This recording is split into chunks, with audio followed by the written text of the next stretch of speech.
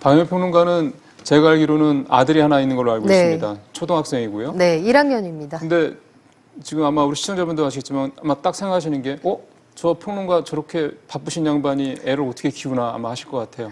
네. 그 정도로 아마 이게 두 가지 일하시기 쉽지 않으실 텐데 가사노동의 가치가 그동안에는 사실은 공식적으로 이렇게 수치화, 계량화된 적이 없었다라는 거죠. 그러니까. 없었죠. 없었고 우리나라 그 GDP를 공식적으로 통계를 낼 때도 가사노동이 발생시키는 부가가치는 여기에 계산이 되지 않습니다. 그러니까 어머니들이 사랑으로 도시락도 싸주고 빨래해주고 집을 정돈해서 출근할 수 있게 도와주고 해도 이 모든 노동의 가치가 그동안 GDP 산정에서는 빠져 있었던 거예요. 그래서 가끔 나오는 뭐 여성단체나 아니면 설문조사를 예. 통한 대략 이 정도의 가치가 되지 않겠느냐, 그것 이외에는 정부기관이 공식적으로 내놓은 통계는 없었습니다. 예. 그런데 이번에 통계청이 처음으로 그것들의 가치를 2014년 기준으로 환산하면 얼마나 될 것이냐, 예. 이걸 셈을 해봤거든요. 그랬더니 뭐 어마어마하더라고요. 2014년 기준으로 360조 원, 그러니까 한 해 우리나라 명목 GDP의 4분의 1에 이르는 가치를 발생시키고 있더라. 이게 통계청의 통계 내용입니다. 가사노동이요. 그렇죠. 그러면 문득 궁금해지는 게 사실은 우리는 가사노동을 좀 폄하하는 그런 뭐 인식이 좀 있어 왔습니다. 아무래도 이 가부장적인 뭐 유교주의적인 이런 문화가 워낙 오랫동안 이어져 내려오다 보니까 여자는 집에서 뭐 부엌대기, 밥풀떼기 이런 식으로 폄하하는 말들도 사실은 그동안에 우리가 써왔던 게 사실 물론 지금 그런 얘기 했다면 큰일 나지만 그러면 그동안에 우리가 그런 문화적인 어떤 것 때문에 그런 이 가사노동의 가치를 GDP라든가 이렇게 뭔가 계량하지 않았던 거라고 봐야 되는 겁니까? 아니면 다른 나라에서도 이렇게 가사노동의 가치를 계량하는 거는 잘 안 하는 거였습니까? 사실 흔히 하지는 않아요. 아. 흔히 하지는 않고 또 한 가지 문제가 뭐였냐면 이게 계량화하는 게 쉽지 않다는 거예요. 그래서 이번에는 어떤 방식을 써서 계량화를 했느냐.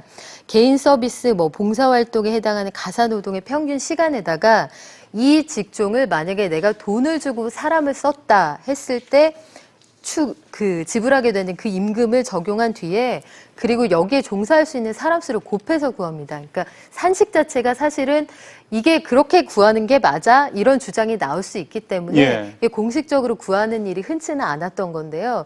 어찌 되었든 이 가사노동의 가치를 정확하게 알 필요가 있고 네. 점점 우리가 GDP라는 개념을 산정할 때도 행복 혹은 그러니까요. 삶의 예. 만족도 이런 것들을 고려하자는 움직임이 있기 때문에 그런 움직임의 일환이다 이렇게 이해하실 수 있을 것 같습니다.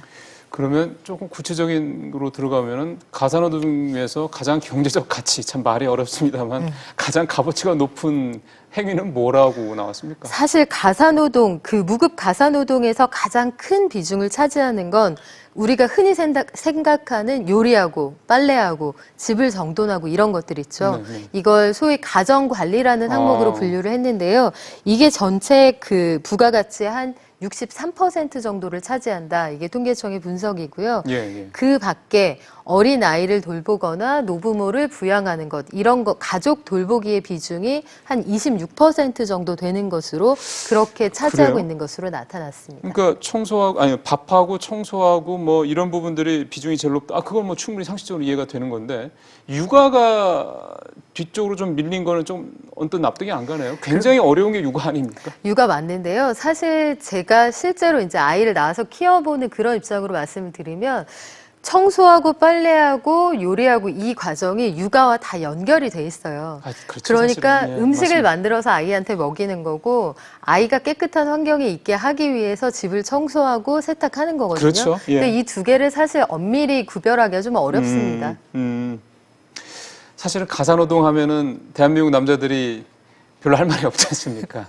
네. 예전보다 물론 요즘 젊은 그 아빠들은 많이 뭐 가사노동을 하고 심지어는 뭐 육아휴직까지 하는 아빠들이 있을 정도니까 세상이 좀 많아졌죠. 옛날보다는 변해진 건 사실이긴 한데 혹시 이번 조사 결과에서 그 가사노동의 비중, 뭐 여전히 여자가 높겠죠. 훨씬 높을 수밖에 없는 건데 우리 현재 사회 구조상 남성에 비해서 뭐 어느 정도 뭐 배수로 해야 되는 네. 몇 배 뭐 이런 거 할 때 어느 정도로 나오던가요?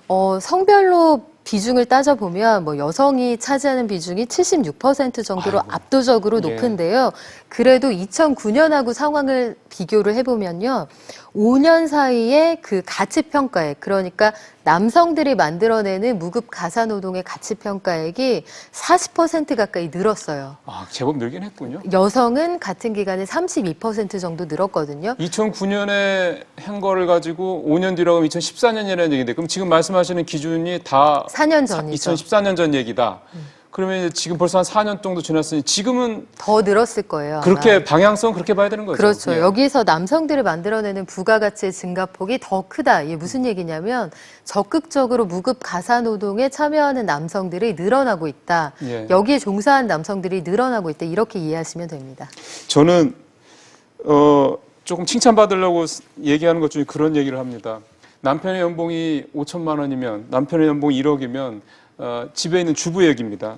주부의, 그러니까 아내의 가사노동의 가치는 남편의 연봉과 비례한다고 저는 생각합니다.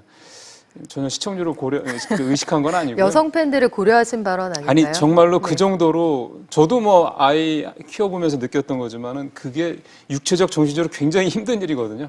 그게 사실은 오늘 뭐 보니까 연봉 기준으로 710만 원 정도. 네, 남성의 경우에 아마 710만 원이라는 수치에 대해서 아마 많은 여성분들께서 그거밖에 안 되냐 생각하시는 분들이 많으실 거라는 생각이 문득 드는데, 그 정도로 가사노동의 가치라는 게 사실 무급이라고 앞에서 표현을 해서 좀 그렇긴 네. 합니다만, 사실은 그 금액의 몇 배 이상이 될 수밖에 없습니다. 왜냐하면 미래를 키우는 거잖아요. 그렇죠. 예. 그리고 사실 무급 가사노동이 가장 이게 중노동이다 이런 얘기가 나오는 그러니까요. 건 끝이 없다는 점이죠. 그렇죠. 출근과 퇴근이 없기 때문에 정말 고생 많이 하시는 거죠. 네. 예. 그래도 참 우리 사회가 이렇게 이제 그동안에 약간 폄하받고 제대로 대접 못 받던 가사노동까지 수치화하고 계량화해서 그게 경제적 가치가 이만큼 된다라는 게 나온 것만으로도 좀 우리도 조금씩 선진화되고 있다라는 뭐 징표인 것 같아서 그건 참 오늘 들으면서 마음이 좀 좋았네요. 네. 말씀 잘 들었습니다.